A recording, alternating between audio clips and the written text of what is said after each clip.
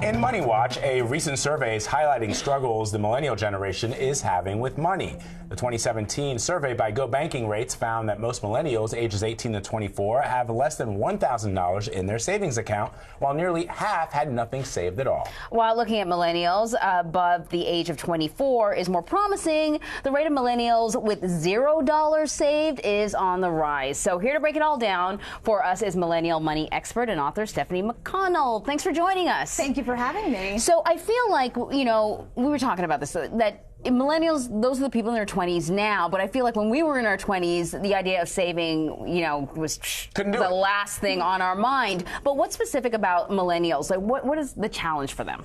So there are a number of challenges that are unique to millennials that may be less so for other generations. Namely is the rising cost of college and therefore increasing student loan debt. We also have, for older millennials coming into the job market right after the recession, really struggling to, even if they're in their 30s now, took them maybe 5 to 10 years longer to get their careers really going and to get into those prime earnings years. And beyond that, we're seeing increasingly fewer employers offering benefits like healthcare and employer-sponsored retirement contributions, which means the onus is now increasingly on the individual to cover those costs that are pretty significant. So all those factors together really impede millennials' capacity to save. So what should millennials be aiming for in terms of a percentage of their income that they should be putting away?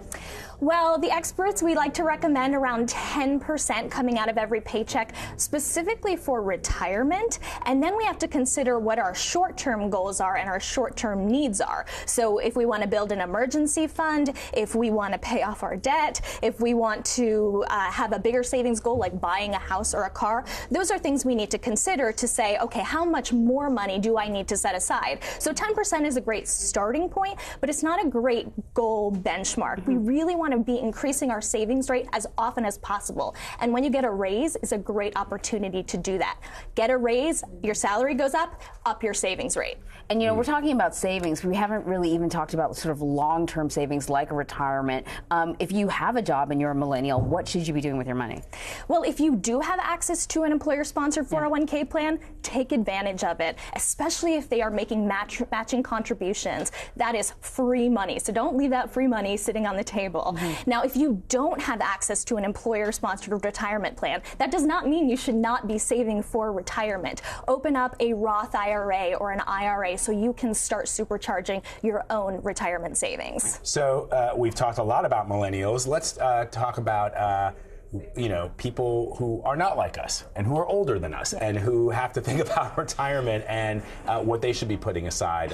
Let's say if they're in their, you know, mid-40s, which one day I will be. Because right now he's still a millennial. That's right. Right. We're going with that. So it really depends on what your savings has been thus far, right? So if you started setting aside 10% of your salary at 25 every single year and you were increasing those contributions with your raises, you know, you're going to be in pretty good shape if you maintain that savings rate. But if you had to maybe take care of a loved one, if you had to pay down debt, if you had other things that, to be honest, most of us do have that get in the way of our savings when we're really young and just starting out, then you're going to want to have a more aggressive savings rate, particularly as you enter your 40s and 50s, get closer to retirement, maybe don't see as much as you'd like sitting in that retirement savings account. This is a chance to really challenge yourself to say, can I save 20%, 30%, 40% of my income? You're never going to say, I saved too much. You know, it's interesting to me, and there are a couple of cultural issues that perhaps that we can consider when we talk about savings, whether it's millennials or even older people.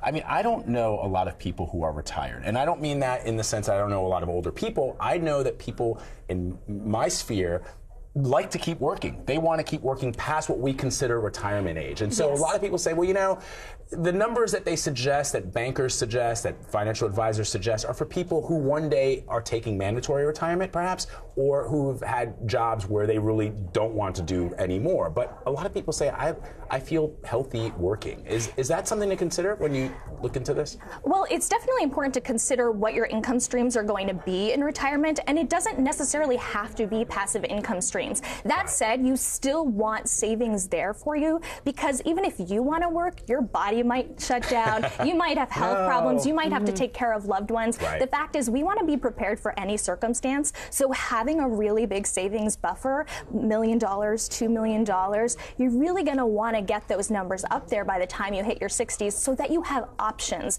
so you can choose to keep working or not. Good Great point. advice. Yes. Stefanie O'Connell, thank you so much. Thank you so much for having me.